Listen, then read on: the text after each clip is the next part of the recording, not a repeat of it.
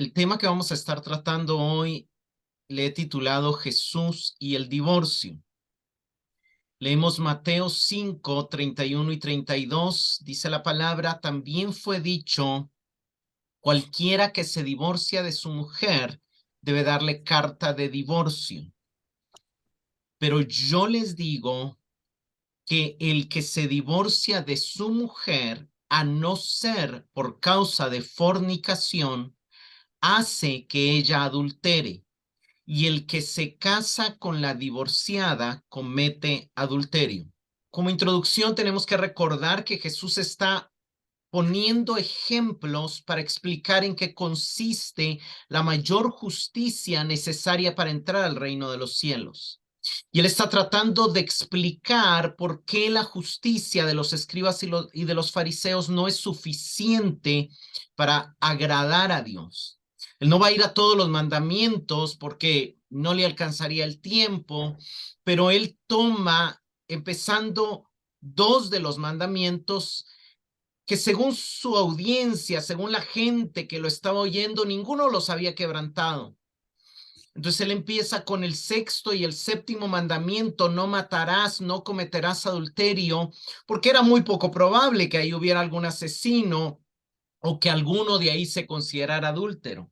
Pero Jesús explica que la razón detrás del mandamiento, lo que Dios ve detrás del mandamiento, no solamente es que alguien nunca asesine a nadie, sino que en su corazón no llegue a desarrollar ese sentimiento que podría terminar en un asesinato, de sentirse superior, de desarrollar ira, odio, sentimientos negativos contra la otra persona, y que para Dios, en el momento en que alguien desarrolla esos sentimientos negativos de ira y de odio que le hacen oprimir, maltratar, ofender con una intención de superioridad al otro, ya quebrantó el sexto mandamiento, ya es un asesino en potencia, que aunque obviamente todavía no ha cometido el asesinato, ya eso es suficiente para condenarlo al infierno. Jesús dejó muy claro eso.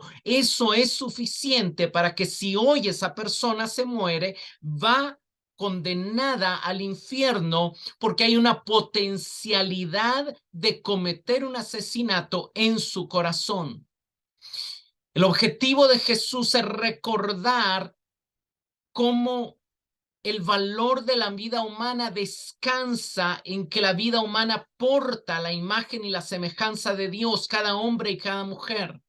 Y solo el enojarse, el odiar, el menospreciar o el humillar a otra persona es suficiente para quebrantar ese principio que establece el mandamiento, o sobre el cual descansa el mandamiento. Jesús pasa después al séptimo mandamiento: no cometerás adulterio. Y él explica que el principio que Dios dio se debía de tener claro, el principio divino sobre el que descansaba el séptimo mandamiento era la importancia de la fidelidad del pacto y el contentamiento con la pareja, y también reenfatiza el valor y la dignidad de la persona. O sea, una de las cosas que Jesús va a estar reenfatizando en los primeros dos mandamientos y en este tercer ejemplo que él pone, que de alguna manera algunos lo ven como una extensión del mandamiento del adulterio, porque él sigue tratando el tema del adulterio, pero desde algo muy común en su época, que era el divorcio, que también es muy común en nuestra época, claro, en una cultura diferente de la cual vamos a hablar. Pero el punto es de que hay un principio por el cual Dios estableció el matrimonio, que lo vamos a ver hoy, y que hay una expectativa de parte de Dios de ver ese pacto como algo hasta la muerte, y de encontrar un contentamiento con la pareja. Pero también hay algo, ¿verdad? Que el adulterar no solamente es acostarse físicamente con otra persona, sino el ser infiel en el corazón, cuando en base a un deseo insaciable, se cosifica a otra persona y se empiezan a alimentar fantasías en la mente cuando alguien se queda mirando a otra persona, y eso Jesús lo califica como que está cometiendo adulterio en su corazón. En el tercer ejemplo en el que vamos a ver hoy, Jesús pasa a hablar del adulterio al divorcio y vuelve a mencionar que hay un tipo de divorcio que para la sociedad era aceptado, pero que para Dios es un pecado atroz igual al adulterio. En primer lugar, Jesús muestra que eso no estaba en el plan original de Dios, sino que es algo que por la misma pecaminosidad humana Dios ha llegado a permitir. O sea, Dios permitió en algún momento el divorcio, como en algún momento permitió la poligamia, como en algún momento permitió la esclavitud, pero no eran cosas que estaban en el plan y en el diseño original de Dios, porque son cosas que minan la dignidad humana. Vamos a ver el pasaje, vamos a empezar viendo el pasaje donde se basaban los escribas para interpretar lo que Jesús menciona en el verso 31, que fue dicho que cualquiera que se divorcia de su mujer le puede dar un certificado de divorcio y con eso es suficiente. Vayamos a Deuteronomio 24 del 1 al 4.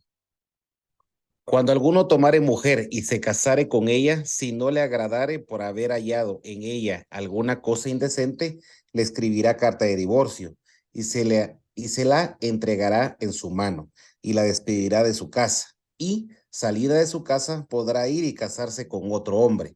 Pero si la aborreciere este último y le escribiere carta de divorcio y se la entregare en su mano y la despidiere de su casa, o si hubiere muerto, el postrer hombre que la tomó por mujer no podrá su primer marido que la despidió volverla a tomar para que sea su mujer, después que fue envilecida, porque es abominación delante de Jehová, y no has de pervertir la tierra que Jehová tu Dios te da por heredad. El punto principal de lo que Moisés está diciendo está en el verso 4. El error de los escribas y los fariseos fue quedarse con el verso 1 solamente, aunque el verso 1, por supuesto, que fue algo que Dios dijo.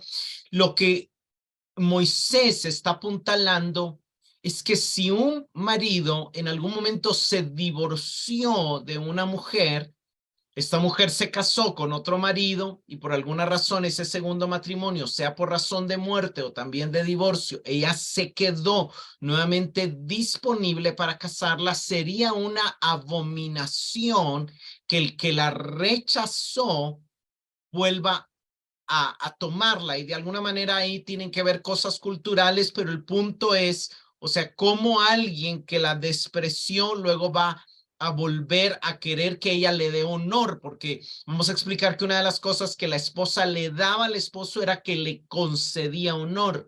Entonces él estaría tomando honor de alguien a quien él avergonzó, a quien él envileció. Eso sería como jugar con la dignidad humana, y eso es abominación al Señor. Es abominación al Señor porque nuevamente se cae en lo que se caería también cuando se tienen fantasías con otra persona. Se está viendo a la otra persona solo como un objeto para obtener algo.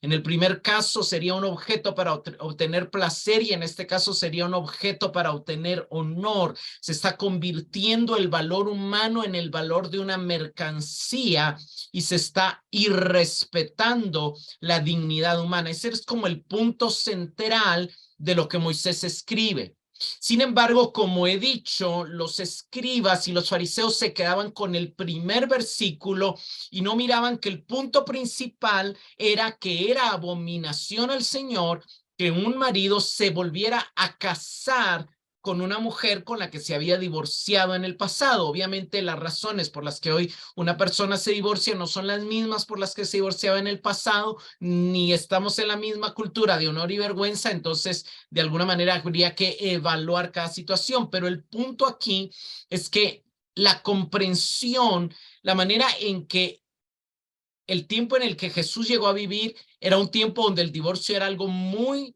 común, más común de lo que nosotros quizá nos imaginamos, quizá tan común como en esta época. Era algo que en algún momento de las sociedades no pasó, quizá después de eso, quizá hace algunos años el divorcio hubo un momento donde no era tan común como ahora, pero en ese tiempo, en el tiempo de Jesús, sí era algo muy común. Y habían muchas razones, pero la discusión estaba sobre lo que significaba ese algo indecente o ese algo reprochable. El verso 1 dice que si alguno toma a una mujer como esposa, pero si no le es agradable porque encuentra en ella algo indecente, algo reprochable. Aquí la palabra es la palabra hebrea 6172, ervá, que aparece 54 veces en el Antiguo Testamento y que se traduce como desnudez. De hecho, la mayoría de veces se traduce como desnudez. En 51 de las 54 veces se traduce como desnudez, pero las otras veces se traducen como vergüenza, como inmundicia o como algo descubierto. Ahora, lo interesante aquí es que aquí no está hablando de adulterio. Vayamos a Levítico 20:10. Si un hombre comete adulterio con la esposa del otro, el que comete adulterio con la esposa de su prójimo, indefectiblemente el adúltero y la adúltera serán muertos. Algo que hay que aclarar, que obviamente los escribas y Jesús estaban de acuerdo en eso, es que los dos, si la persona, si la mujer cometía adulterio, esa mujer, juntamente con el adúltero, tenía que morir, eran apedreados. Eso está escrito varias veces en la ley, pero aquí es uno de los pasajes donde claramente dice, ciertamente habrán de morir. Ahora, eso dejaba abierto para pensar que lo reprochable o lo indecente de lo que habla Deuteronomio 24:1 no se refería a adulterio. Ahora, lo interesante es que esta palabra, como ya he dicho, se menciona muchas veces, se traduce como desnudez, aparece, por ejemplo, en Génesis 9, 22 y 23, dice que Cam vio la desnudez de su padre Noé, se lo contó a sus hermanos que estaban afuera. Entonces, muchas veces yo he oído interpretaciones incorrectas de este versículo y quiero pedirle a Luis Eduardo que me ayude ahí con Levítico 20:11 para ver cómo debemos de interpretar este versículo. Hay un versículo abajo, Levítico 20:11. Y cualquiera que se acueste con la esposa de su padre, la desnudez de su padre descubrió. Ambos han de ser muertos, su sangre será sobre ellos. ¿Qué hizo Can? Descubrir la desnudez de su padre. ¿Cómo debemos de interpretar eso? A la luz de Levítico 11, descubrir la desnudez del padre es acostarse con la mujer del padre. Y obviamente Noé no estaba bajo la ley de Moisés porque Moisés es después de Noé, pero el castigo cuando ya Moisés legisla al pueblo era que ambos debían de morir. Lo que hizo Cam fue que mientras Noé estaba borracho, se acostó con su mamá, con la esposa de Noé, o sea, él cometió incesto. No tiene nada que ver con que lo vio desnudo ni con que tuvo algo directamente con él, sino que lo que pasó con Cam fue que se acostó prácticamente con la mamá. Entonces, cuando Noé se enteró, lo maldijo. Y lo que los hermanos hicieron fue obviamente no seguir el ejemplo de Cam, que los quería inducir a cometer el mismo pecado que él había cometido. El punto es que cuando la Biblia dice que si el hombre encuentra algo indecente en la esposa, es la palabra que Cristo después va a traducir fornicación.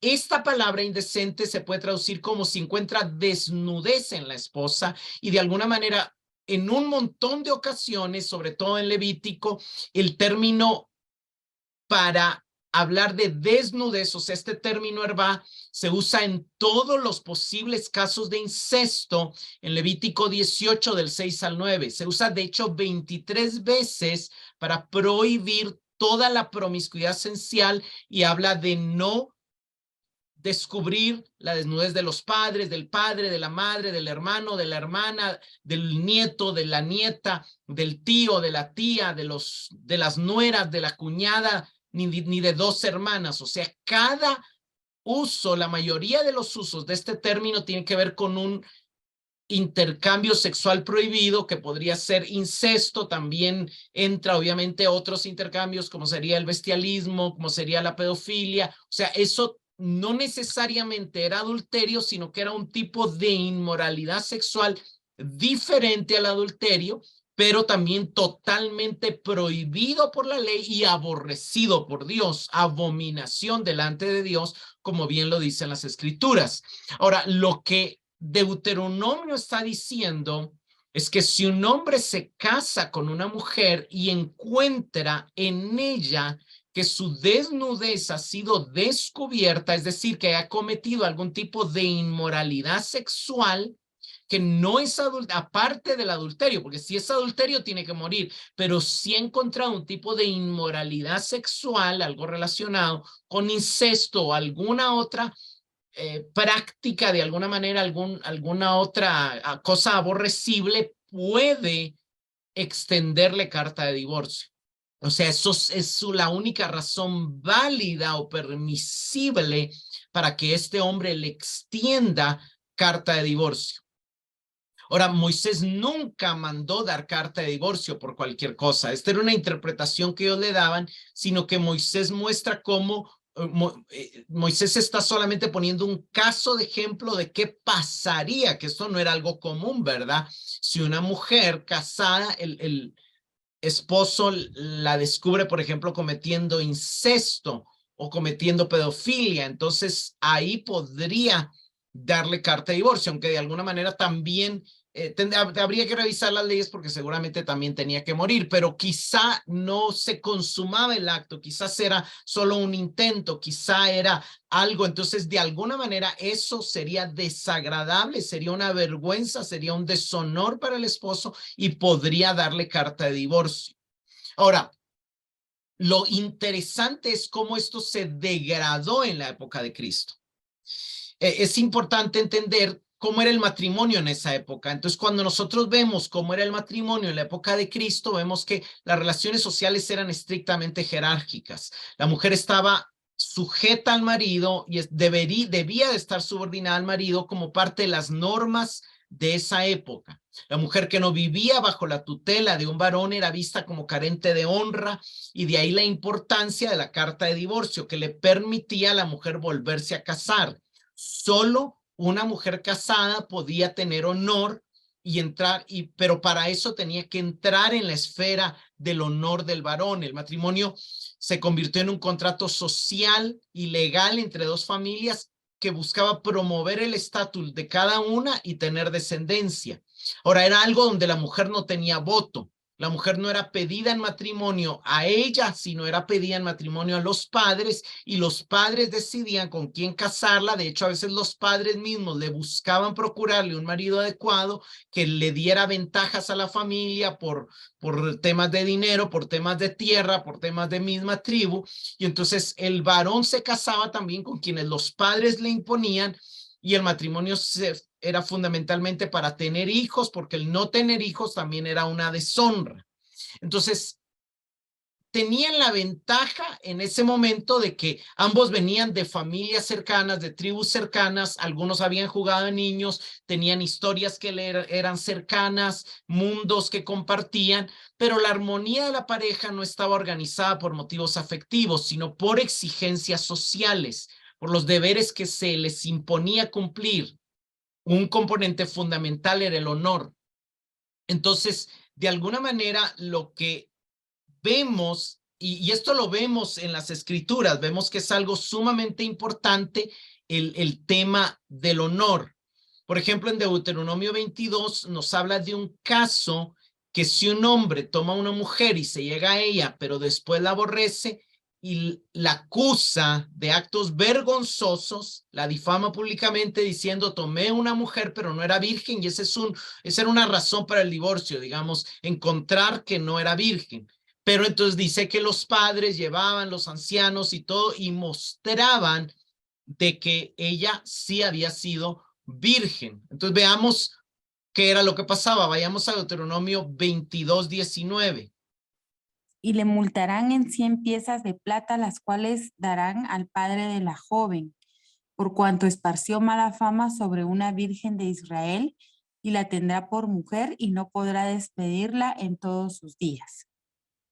Vemos que por causa de honor, dado que se comprobó que ella era virgen, él nunca iba a poder divorciarse de esa mujer. O sea, la ley estaba, vemos la importancia del honor. Bajemos un poco abajo y vayamos a Deuteronomio 22:28 y 29. Cuando algún hombre hallare a una joven virgen que no fuere desposada y la tomare y se acostare con ella y fueren descubiertos, entonces el hombre que se acostó con ella dará al padre de la joven 50 piezas de plata y ella será su mujer. Por cuanto la humilló, no la podrá despedir en todos sus días.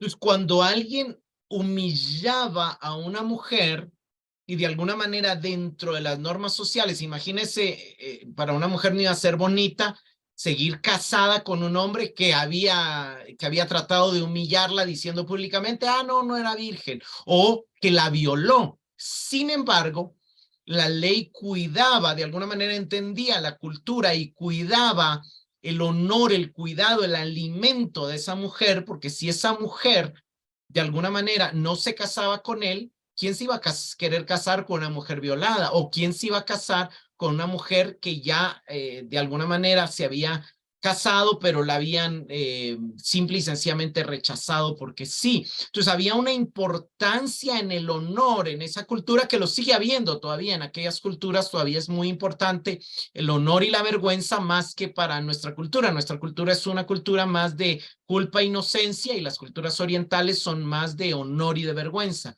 Los musulmanes todavía le dan mucha importancia al honor y por eso cuando alguien se convierte al cristianismo, a otra religión, es una vergüenza para la familia y casi que lo desconocen, ¿verdad? Pero el punto aquí es que Dios se preocupaba por el honor y el cuidado de aquella mujer y la ley le daba prioridad de manera que ella tenía que seguir casada. ¿Por qué? Porque si no, ella quedaba en desamparo, en vergüenza pública, y entonces no iba a tener como sobrevivir de alguna manera, o sea, o tal vez iba a terminar necesitando prostituirse para sobrevivir, y Dios nunca iba a avalar eso. Esos eran términos y pasajes que los escribas del tiempo de Jesús habían olvidado o no estaban tomando en cuenta. El punto es de que en el matrimonio de esa época no había una ceremonia matrimonial como conocemos hoy, ni había un acta firmada, tampoco existía tal cosa como un matrimonio religioso, no llegaban al templo, ni el sacerdote emitía absolutamente nada, no, era un pacto de honor. El matrimonio se afirmaba en el momento en que el novio estaba listo para llevarse, ya tenía una casa donde llevarse a vivir a la novia o tenía ya un espacio dentro de la casa paterna para llevarse y entonces la introducía en su casa y ese era el matrimonio. Y que a veces, obviamente, en ese momento había algo parecido a una fiesta, pero no era tal cual una ceremonia religiosa, pero eso se sellaba con el hecho conyugal. Se casó con, era equivalente a decir, tuvieron ya relaciones, ya están casados, ya son una sola carne, ¿verdad? Entonces, desde Génesis vemos que lo que sellaba el matrimonio era el acto sexual. El punto es que la relación entre los esposos en el mundo mediterráneo era una relación como de patrón-siervo, digamos, la mujer era casi una esclava con honra o con honores, que era más que una esclava porque le daba honor al varón, pero ella estaba sujeta al hombre. El patronazgo del hombre le aseguraba protección y ella proporcionaba honor al esposo, pero ella tenía que someterse, ser dócil, ser obediente y serle absolutamente fiel. Una falla en esto era causa suficiente para el divorcio. Ahora, como el matrimonio era un contrato social, el divorcio era la ruptura de ese contrato y el divorcio afectaba la dote de la esposa, afectaba su residencia, afectaba el honor de las familias. Entonces, cuando alguien le daba carta de divorcio a ella, eso era como darle la oportunidad de restaurar su honor y de buscar otra dote, de buscar otra familia que la pudiera proteger. Por eso el fin de un vínculo esencialmente legal, el divorcio tenía que firmarse por esa acta de divorcio que abría las puertas a un nuevo matrimonio. El divorcio siempre implicaba la posibilidad de nuevas nupcias. No había divorcio si la persona no se quería volver a casar. Se sobreentendía que alguien divorciado estaba disponible para casarse de nuevo y sobre todo una mujer, ¿verdad? No se concebía a un hombre que viviera soltero y no se concebía a una mujer que no se casara también. ¿Por qué? Porque la mujer necesitaba protección y honor y el hombre necesitaba la honra que recibía la mujer y necesitaba, por así decirlo, tener hijos. Eran obviamente culturas diferentes al momento histórico en el que hoy estamos viviendo. Ahora, la pregunta es, ¿cómo interpretaban los escribas el tema del divorcio? Y esto es muy importante. La Mishnah, que es la colección de la tradición oral judía, establece un montón de cosas de por qué un hombre se podía casar. Dentro de ellas, un hombre se podía divorciar, un hombre se podía divorciar de su mujer si ella era estéril. Entonces, si en cierto tiempo no le daba hijos, le daba carta de divorcio. O si así enfermaba, por ejemplo, si ya tenía epilepsia, tétano, lepra o alguna otra enfermedad, le daba carta de divorcio. También podía divorciarla si dejaba de cumplir algunos de los servicios en la casa. Cada mujer, las obligaciones de la mujer en la época de Jesús era que tenía que moler molina, hornear pan, lavar la ropa, cocinar, cuidar a los niños, hacer las camas y tejer con lana. Si no cumplía con eso, el hombre podía darle carta de divorcio. Ahora, si ella venía de una familia rica, podía tener 1, 2 o hasta 3 sirvientas. Pero si el esposo la consideraba perezosa, también podía darle carta de divorcio. La ley rabínica también establecía que ciertos defectos físicos eran tan ofensivos que eran motivos legítimos para darle carta de divorcio. Esto llegó a incluir cosas tan ridículas como que hubo hombres que divorciaron a la mujer porque tenía mala postura o la divorciaban por cosas como que no tenía suficientes cejas o porque tenía muy pobladas las cejas o porque los ojos eran de color diferentes o porque los tenía muy grandes o porque los tenía muy pequeños o porque la nariz era demasiado grande o era demasiado pequeña o porque tenía tumores o porque tenía pie plano. O sea, por un montón de razones que ellos consideraban defecto físico le daban carta de divorcio a una mujer. También un hombre podía divorciarse de su esposa si ella comía algo que él le había prohibido comer, o si ella visitaba la casa de sus padres sin el permiso de él, o que en contra de los deseos de él, los padres se mudaban a un lugar cerca para estar cerca de su hija. También eso era motivo que el hombre le diera carta de divorcio. También el marido tenía derecho a divorciarse de su mujer si ella quebrantaba las leyes de Moisés o si transgredía la costumbre judía saliendo al aire libre con el pelo suelto. Eso lo podemos ver hoy entre los musulmanes, ¿verdad? O si ella está bailando ropa en la calle, o si se le encontraba en la calle hablando con un hombre que no fuera su marido. Eso también era motivo de divorcio. También se divorciaría si maldijera a los padres del esposo y también le daban carta de divorcio a una mujer que gritara tan fuerte que su voz se escuchara fuera de la casa. O sea, un hombre podía divorciarse de su esposa si ella tenía mala reputación o simplemente si le quemaba la cena. También el no ofrecer relaciones sexuales con la suficiente frecuencia era motivo de divorcio. De hecho, la ley expresaba las expectativas apropiadas respecto a este asunto. Si el hombre tenía el tiempo, ella tenía que satisfacer todos los días a su esposo. Si él era jornalero, ella tenía que satisfacerlo 2 veces a la semana, y si tenía un trabajo como ser manejador de camellos, entonces pues eso disminuía la frecuencia, ¿verdad? Dentro de las escuelas rabínicas más importantes, la casa de Shammai era la más estricta y Shammai sí trató de reducir los motivos de divorcio a solo encontrar en ella falta de castidad, cosas como que no fuera virgen o cosas como algo que estaba haciendo inmoralidad sexual, tal vez hablando con otro hombre, no necesariamente el adulterio, pero esos eran los motivos. Shammai dio menos motivos para el divorcio. La casa de Hillel era, por otro lado, que es otro de los rabinos, era mucho más liberal, y para él, con que ella echara a perder un plato, entonces ya había encontrado algo indecente en ella, la podía divorciar. Un rabino que se llamaba Akiva, que él llegó al punto de decir que incluso si el hombre encontraba a una mujer más bella que ella, se podía divorciar de la primera esposa porque dice Deuteronomio 24:1, si a ella no le es agradable. Obviamente, quitando el contexto de algo indecente. Entonces vemos cómo siempre la verdad de Dios se torció. Entonces Jesús está trayendo a la luz. Ustedes han oído todo lo que estos rabinos han dicho de que es súper fácil el divorcio. Pero definitivamente no es así. Entonces, el tema del honor había hecho que importara más la imagen pública del matrimonio que la armonía real entre la pareja. La mujer era para el hombre motivo de orgullo o de vergüenza, era su diadema, era su motivo de aceptabilidad social, eso lo vemos en Proverbios 31. Por eso se cuidaba la conducta de la esposa, su decoro, y por eso se castigaba su infidelidad o alguna falta de decoro. Lo triste era que no era así con el hombre. El hombre podía cometer cualquier defecto y al hombre no lo podían divorciar. O sea, una mujer no le iba a dar carta de divorcio a ningún hombre. Era el hombre solamente el único que tenía ese derecho, por así decirlo, a darle carta de divorcio. Era una, obviamente, cultura sumamente patriarcal. Yo sé que esto para cualquier mujer va a sonar sumamente chocante y de ahí viene la figura de Jesús a defender a la mujer, ¿verdad? O sea, la mujer era tratada como una propiedad, pero una propiedad que además involucraba el honor. Entonces el hombre le convenía tener a una mujer que le concediera honor, porque si él estaba casado tenía mayor honor y si él no estaba casado tenía menor honor, no tenía la misma voz, digamos, en esa sociedad o la misma honra en esa sociedad. Entonces si alguien cometía adulterio con su esposa era casi que equivalente a que alguien le robara o le destruyera su propiedad. Entonces, si por ejemplo la mujer de alguien era violada, él iba a exigir venganza.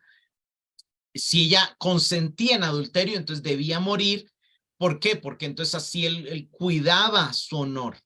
Ahora, lo terrible del tiempo de Jesús es que el adulterio se le atacaba, se le imputaba a la mujer, pero no al varón normalmente, y el adulterio es una deshonra. Por eso el marido engañado debía divorciar a su mujer para recuperar su honor. El punto es que esto llegó a tal punto que cualquier cosa llegó a ser excusa para divorciarse de una mujer y buscar una que tal vez le diera mayor honor, según él, pero también el estilo en que llegaron a divorciarse era que obviamente avergonzaban a la mujer con cosas como encontré esto reprochable o me quemó la cena o tiene una protuberancia o tiene un defecto físico y de alguna manera era algo humillante para la mujer, obviamente, ¿verdad? Entonces Jesús viene a desafiar esa interpretación rabínica común del texto y él identifica esto que había llegado a ser un divorcio antojadizo, irresponsable y superficial como un pecado atroz, y él dice, si alguien se divorcia por cualquiera de estas razones que los rabinos han dado permiso, que Dios no estableció en la ley, el nuevo matrimonio es falso, es superficial y en realidad es un adulterio. Eso es lo que en realidad Jesús está diciendo. Por eso en el verso 32 de Mateo 5 leemos, pero yo os digo, mi interpretación del divorcio es, mi ley del divorcio es todo el que repudia a su mujer, a no ser por causa de infidelidad, o sea, hay una causa permisible, pero todo el que repudia a su mujer por una causa no permisible la hace cometer adulterio. Y cualquiera que se casa con una mujer comete adulterio. Ahora es importante ir al texto paralelo en Mateo donde se explica mejor esto, porque Mateo 5 se debe leer a la luz de Mateo 19. Vamos a Mateo 19 del 1 al 9. Aconteció que cuando Jesús terminó estas palabras, se alejó de Galilea y fue a las regiones de Judá al otro lado del Jordán. Y le siguieron grandes multitudes y los sanó allí. Entonces vinieron a él los fariseos, tentándole y diciéndole, ¿es lícito al hombre repudiar a su mujer por cualquier causa? Él, respondiendo, les dijo, ¿no habéis leído que el que los hizo al principio, varón y hembra los hizo, y dijo, por esto el hombre dejará padre y madre y se unirá a su mujer, y los dos serán una sola carne. Así que no son ya más dos, sino una sola carne. Por tanto, lo que Dios juntó, no lo separe el hombre. Le dijeron, ¿por qué pues mandó Moisés dar carta de divorcio y repudiarla? Él les dijo, por la dureza de vuestro corazón, Moisés os permitió repudiar a vuestras mujeres, mas al principio no fue así. Y yo os digo que cualquiera que repudia a su mujer, salvo por causa de fornicación, y se casa con otra, adultera, y el que se casa con la repudiada, adultera. Vemos varias cosas en este pasaje. Básicamente vemos la creencia común de la época de Jesús, que está en el verso 3. Los fariseos le preguntan lo que eran normalmente, lo que ellos creían. ¿Es lícito a un hombre divorciarse de su mujer por cualquier motivo? O sea, ellos sabían que la gente se estaba divorciando por cualquier motivo, no por los motivos, no por el único motivo permitido por Dios, sino por cualquier motivo que no era permitido por Dios.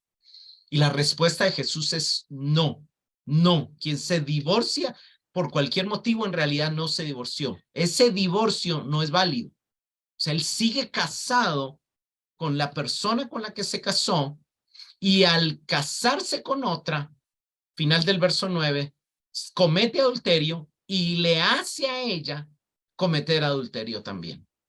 Entonces, la lleva a ella a cometer adulterio, y él comete adulterio. ¿Por qué? Porque Jesús está mostrando, alejándose de la interpretación de los escribas y dando su propia interpretación.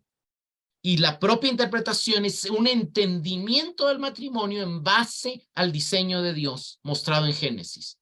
Él rescata dos ideas que se habían perdido por el tema de la cultura y por el tema del honor y por el tema del patriarcado y por el tema del dominio del hombre sobre la mujer. Y él dice, señores, en primer lugar, tenemos que rescatar que el hombre y la mujer son igualmente valiosos y dignos ante los ojos de Dios.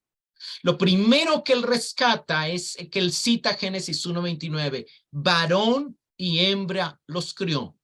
Varón y hembra los crió igualmente a su imagen, igualmente a su semejanza, igualmente de dignidad. No hizo solo al hombre y a la mujer después con menos dignidad. No, él dijo, hagamos al hombre a nuestra imagen, a nuestra semejanza. Hizo Dios al hombre, a imagen de Dios lo crió, varón y hembra, la misma imagen, la misma dignidad, la misma semejanza de Dios.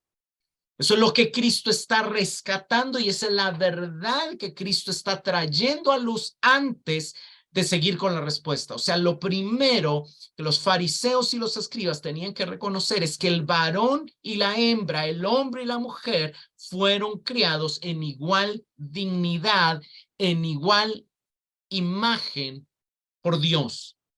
Eso es lo primero. Entonces, la interpretación de los escribas que permitía el divorcio por cualquier cosa, que prácticamente estaba poniendo a la mujer a merced del capricho del hombre por algo intrascendente, era algo que estaba atentando contra el honor de la mujer, contra la dignidad de la mujer y contra el honor de la familia. Eran motivos comunes divorciarse aún por si la mujer no podía tener hijos varones, por si solo tenía hijos mujeres, cosas como esas. Y entonces el Señor viene a restaurar que el matrimonio es entre dos personas de la misma dignidad, que no es algo que debe de el hombre ver a la mujer como una esclava, como un objeto. Luego viene y él pasa a citar Génesis 2:22 y dice, y añadió, por esta razón dejará el hombre a su padre y a su madre y se unirá a su mujer y los dos serán una sola carne. Entonces, otra de las cosas es que Jesús muestra que el matrimonio no debería de ser un contrato social, que el matrimonio no debería de darse porque los padres se les antojó, que entonces les convendría entrar en vínculos con aquella familia por temas de dinero, por temas de estatus, por temas de herencia. No, el hombre tiene el derecho de unirse a una mujer a quien él ame. que él sea atractivo. Él está restaurando la idea del amor en el matrimonio, un amor que se va a sellar en la intimidad sexual, el ser una sola carne, y que va a ser para toda la vida. De hecho, algunos judíos entendieron de eso así. Hay un libro en la Biblia católica, que es un libro apócrifo, en Tobías 8, 6 y 7, Tobías hace una oración cuando se une a su esposa, y él dice: Señor, yo tomo a mi hermana, pero hablando de que es de la misma tribu, no la tomo con un deseo impuro, sino con una recta intención. Ten piedad de mí y de ella, de manera que podamos llegar juntos a nuestra ancianidad. O sea, ya habían judíos piadosos que entendían que el matrimonio era para toda la vida, que entendían que la mujer era para sostén y ayuda del hombre, dice de hecho el verso 6. Y la razón de la creación de la mujer, según la vemos en Génesis, es para que sea compañera del hombre. No es bueno que el hombre esté sola. Jesús está citando Génesis 2:22, pero en los versos antes vemos que Adán estaba buscando una ayuda idónea para él. Dios forma a la mujer de él mismo y él dice: esta es hueso de mis huesos, carne de mi carne, le llamaré mujer. Y él sintió atracción, sintió amor, encontró complacencia en ella, se unió a ella y fueron una sola carne. Entonces viene Jesús y añade: por tanto, ya no son dos, sino uno. Y lo que Dios ha unido, no lo separe ningún hombre o nadie. Jesús está haciendo referencia a la unión sexual como un sello matrimonial en el cual Dios está uniendo a dos personas. El pasaje hace referencia a ese sello, a ese pacto matrimonial. Jesús está interpretando que el divorcio, así como la poligamia, va en contra del ideal divino para el matrimonio. Un matrimonio basado en el amor de dos personas que se reconocen de igual dignidad y valor y que buscan mantener esa unión para toda la vida. Entonces, no separe el hombre. ¿Qué está diciendo Jesús? No inventen que el divorcio se puede dar por cualquier razón. No creen cualquier motivo para poder divorciarse. Lo que él está diciendo es que un matrimonio es algo santo, es algo valioso, es algo de alto valor para Dios. No lo separe.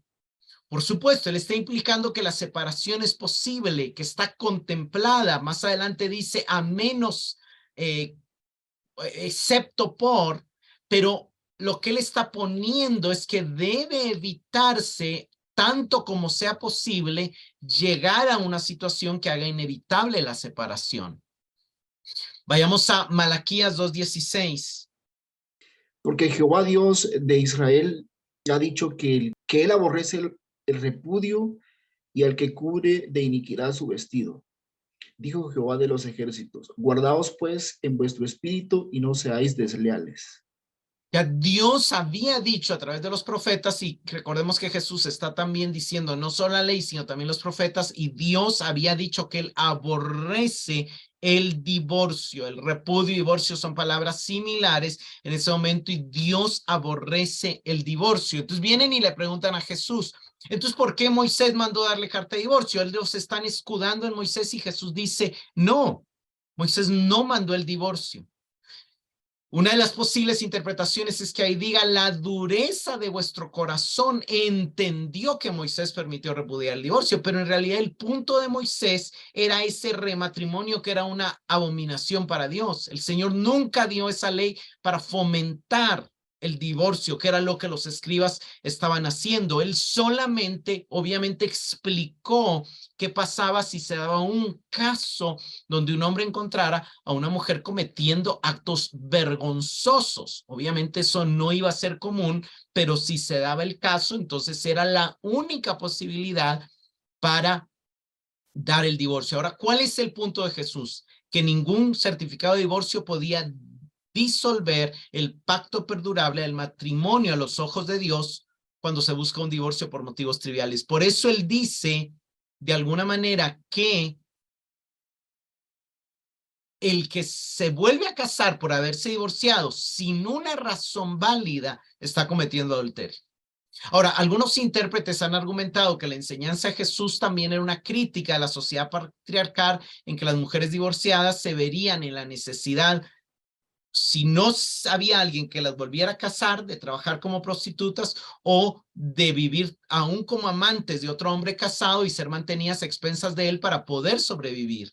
Desde este punto de vista, una de las preocupaciones de Jesús no era solamente el divorcio, sino la opresión de las mujeres. Eso es cierto, pero en realidad no solamente es el estatus de las mujeres lo que le preocupa a Jesús, sino también la santidad del matrimonio. El punto principal es que volverse a casar después de un divorcio inválido constituía un acto de adulterio. ¿Por qué? Porque el matrimonio original no se disolvió si no hubo adulterio.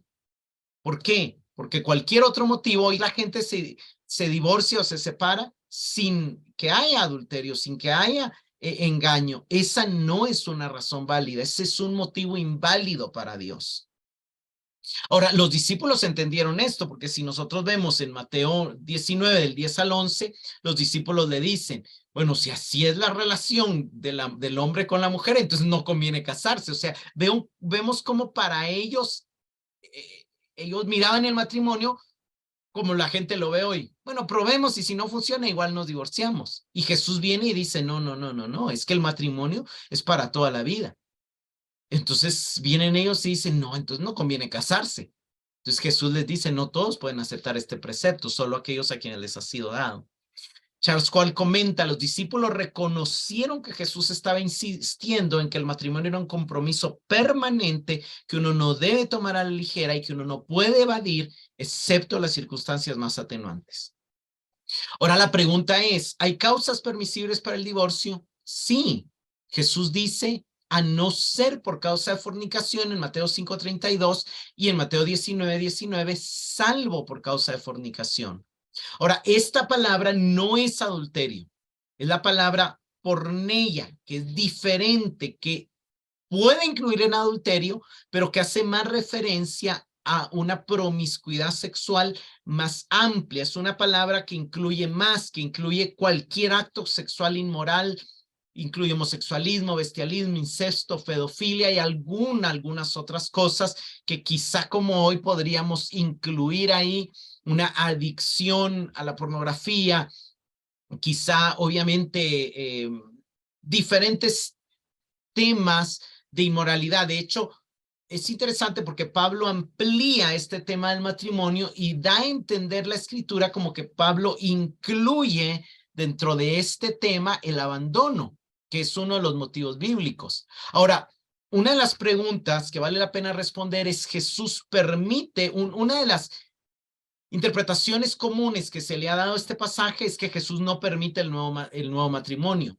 pero cualquier judío de la época de Jesús entendería que si el divorcio es por una causa correcta, el nuevo matrimonio sigue vigente, o sea, es permisible. ¿Por qué? Porque de hecho Deuteronomio 24 y los pasajes de la ley dan permiso para que si el divorcio es real, si es por causa de adulterio, la persona sí se puede volver a casar, sobre todo la parte inocente queda totalmente libre para volverse a casar. No puede castigar Dios a alguien porque la otra persona lo engañó, o sea, es ilógico. Jesús está diciendo que si no es por causa justa, comete adulterio, pero si es por causa justa, obviamente no comete adulterio. Por eso él usa el lenguaje a no ser por o salvo por en Mateo 5:32 y en Mateo 19:29. Ahora, ¿cuáles son los motivos bíblicos para un divorcio? Vayamos a 1 Corintios 7:15. Pero si el incrédulo se separa, sepárese, pues no está el hermano o la hermana sujetos a servidumbre en semejante caso, sino que a paz son llamados por Dios. Se debe tomar en cuenta que Pablo no está, ni Jesús ni Pablo, ni ninguna parte de la escritura fomenta el divorcio. Ellos están tomando en cuenta cosas que se van a dar y que obviamente hay momentos donde es irreparable la situación. Entonces, uno de los momentos es ya ocurrió un adulterio, ya se quebrantó el pacto. ¿Es permitido volverse a casar? Por supuesto que sí, Jesús lo está diciendo. Pablo dice, hay otra manera, hay otra razón que incluye fornicación, es la separación, el abandono. Si alguien estaba casado con un no creyente y este no creyente decide abandonar, tú no estás sujeto, tú eres libre, tú puedes volverte a casar. Dios los llamó a vivir en paz. Jared Wilson escribe, el diseño original del matrimonio está destinado a la permanencia de este lado de la eternidad, por lo que incluso el divorcio permisible no es siempre sabio o necesario. El impulso de todo cristiano en un matrimonio quebrantado debe ser buscar la reconciliación, si es posible, con la ayuda del Espíritu Santo y la visión del Evangelio. Pero la fidelidad sexual no es simplemente una cuestión de relación física, sino de compromiso, cuidado y de edificación. Pablo explica que el abandono en sí mismo es un tipo de inmoralidad sexual, ya que se trata de infidelidad corporal. O sea, parte de lo que era también de lo que se entendía como fidelidad al pacto es también esa disposición de ambas personas de cumplir el mandato de satisfacerse mutuamente, digamos. Entonces, cuando uno de ellos decide abandonar al otro, prácticamente está cometiendo infidelidad corporal, que es un tipo de fornicación, y entonces por eso Pablo incluye el abandono como parte de esta fornicación en la que Cristo está permitiendo. Ahora, Jared Wilson escribe, dada la naturaleza de estas dos excepciones principales para el divorcio, o sea, fornicación y abandono, en el Nuevo Testamento es razonable incluir el abuso físico y sexual e incluso el uso habitual e impenitente de la pornografía como motivos permisibles para el divorcio.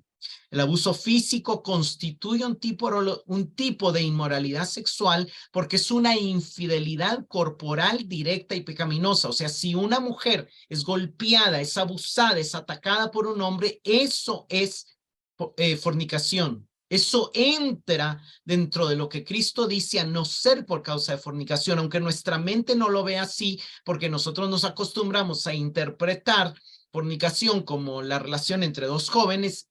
Eso no era lo que los judíos entendían ni lo que Jesús quiso decir. Fornicación era esas violaciones al pacto del matrimonio que Dios había dado. Eso incluía abandono, eso incluía abuso físico, obviamente abuso sexual como la violación dentro del mismo matrimonio, el forzar a la otra persona, y de alguna manera aquí este autor, trayéndolo a nuestro tiempo, está incluyendo también lo que sería una adicción impenitente a la pornografía. Obviamente no es que porque alguien ve una vez pornografía ya la mujer tiene derecho a pedirle el divorcio, porque también la mujer tiene que entender el tipo, pero si realmente no hay un arrepentimiento, no hay una intención, no hay un deseo de él de dejar eso, de vencer esa batalla, entonces sí podría llegar a ser un motivo permisible para el divorcio y obviamente para un nuevo matrimonio. La Biblia sí establece que si el divorcio es legítimo, el nuevo matrimonio es posible, no es algo que la Biblia niegue. O sea, el divorcio no es el único pecado que Dios no perdona.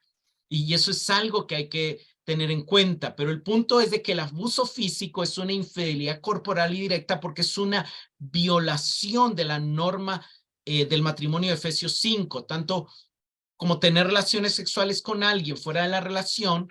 También el abuso sería una destrucción del propio cuerpo, de la propia dignidad y por tanto una destrucción del voto de proteger, cuidar y nutrir. Vamos al hecho de que aunque en el pasado si un hombre violaba a una mujer, ella tenía que seguir siendo su esposa, había una sociedad que cuidaba que él no abusara de ella. Y si él se pasaba con ella, lo apedreaban. Hoy no vivimos en esa sociedad, entonces hoy la mujer tiene que defenderse a sí misma porque no estamos dentro del campamento de Israel. Dios no avala que alguien aguante el adulterio o el maltrato o el abuso físico de la pareja. Una persona no está obligada por Dios a soportar eso. Dios da permiso a divorciarse a la persona inocente y le da la libertad para volverse a casar.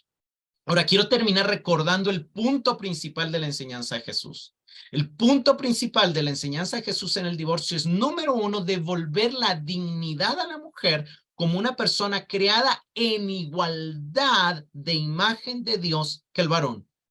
Segundo, Jesús está devolviendo la importancia del amor como un factor clave en el matrimonio. Dejará el hombre a su padre y a su madre por voluntad propia, por atracción y amor a su mujer, y se unirá a ella. Y tercero, le está dando la seriedad al matrimonio como un pacto de unión que busca reflejar la unión de Dios con su pueblo permanente al decir, y serán una sola carne. Jesús esperaba que fuera muy raro dentro de sus seguidores. Explicó que ocurriría por la dureza de nuestro corazón, pero él también venía a inaugurar un nuevo pacto, en el cual Dios nos daría un corazón y quitaría el de piedra duro y daría uno de carne. Y ese nuevo corazón porta la capacidad para ser fieles a los votos matrimoniales en una manera en que otros no podrían serlo bajo ciertas circunstancias. Como preguntas de reflexión, ¿te queda claro que las preocupaciones principales de Jesús al tocar el tema del matrimonio era, por un lado, defender la dignidad de las mujeres que estaban siendo explotadas y, por otro, devolverle al matrimonio la intención original por la que Dios lo había diseñado, que fuese monógamo y permanente de por vida? ¿Cuál es tu visión del matrimonio y de la familia? ¿Es bíblica tu visión del matrimonio como un ámbito donde nunca se debería mencionar la palabra divorcio? ¿Notas la tendencia de los seres humanos de distorsionar las leyes de Dios para su propia conveniencia, aunque esto implique oprimir y rebajar la dignidad de los otros? Señor, te damos gracias por tu palabra y te damos gracias porque tus diseños son perfectos. Te damos gracias porque en Cristo no hay hombre ni mujer. Tú veniste a restaurar la dignidad de la mujer, Señor, y gracias al avance, a la influencia del cristianismo, hoy vivimos en una sociedad donde la mujer tiene mayor igualdad que el varón, si nos comparamos con las sociedades del pasado. Señor, gracias por haberle restaurado y restituido ese valor y esa dignidad a la mujer en nuestra sociedad. También gracias, Señor, por haber diseñado el matrimonio como un pacto que refleja la unión tuya con tu iglesia. Señor, que cada uno de mis hermanos aquí casados puedan reflejar en su matrimonio esa unión, que puedan crecer, Señor, en amor, en unidad, en armonía, y no considerar ni siquiera la mención de la palabra divorcio, y mucho menos engaño, infidelidad, pase por las mentes y los corazones de tu pueblo, Señor. Pero para aquellos que han sido dañados por estas situaciones, por estos pecados, también oro para que tú restaures, para que tú consueles, para que tú libertes, para que tú redimas, Señor, aquellos que puedan estar en una situación complicada respecto a este tema. En el nombre de tu Hijo, nuestro Señor Jesucristo, oramos y te damos gracias. Amén y amén.